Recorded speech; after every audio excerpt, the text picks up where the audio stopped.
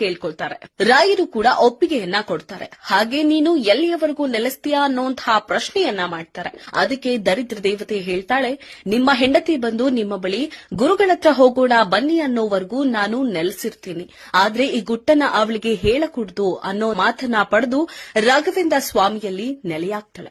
ಅಂದಿನಿಂದ ರಾಘವೇಂದ್ರ ಸ್ವಾಮಿಗಳಿಗೆ ಅನೇಕ ಕಷ್ಟಗಳು ಎದುರಾಗ್ತವೆ. ದಿಕ್ಕೆ ತೋಚದ ದಾರಿದ್ರ್ಯ ಜೀವನವನ್ನ ನಮ್ಮ ರಾಯರು ಅನುಭವಿಸುತ್ತಾರೆ. ಒಂದು ದಿನ ರಾಯರ ಪತ್ನಿಯ ಕನಸಲ್ಲಿ ರಾಯರ ಪರಮಗುರುಗಳಾದ ವಿಜಯೇಂದ್ರ ತೀರ್ಥರು ಬಂದು, ತಾಯಿ, ನಿನ್ನ ಪತಿ ಮಹಾನ್ ಪುರುಷ, ಅಂತಹ ಮಹಾನ್ ಪುರುಷ ಇಂತಹ ಕಷ್ಟಗಳನ್ನ ಅನುಭವಿಸಬಾರದು. ನಿನ್ನ ಪತಿಯ ಬಳಿ ಹೋಗಿ ಗುರುಗಳತ್ರ ಹೋಗೋಣ ಬನ್ನಿ ಅಂತ ಕೇಳು, ಈ ದರಿದ್ರವೆಲ್ಲ ತೊಲಗಿ ಹೋಗುತ್ತೆ ಅಂತ ಹೇಳ್ತಾರೆ. ಬೆಳಗ್ಗೆ ಎದ್ದು ರಾಯರ ಪತ್ನಿ ರಾಯರ ಬಳಿ ಹೋಗಿ ಗುರುಗಳತ್ರ ಹೋಗೋಣ ಬನ್ನಿ ಅಂತ ಕೇಳ್ತಾಳೆ. ತಕ್ಷಣವೇ ರಾಯರು ವಿಜಯೇಂದ್ರ ತೀರ್ಥರ ಬಳಿ ಹೋದಾಗ ಕ್ಷಣ ಮಾತ್ರದಲ್ಲಿ ಅವರ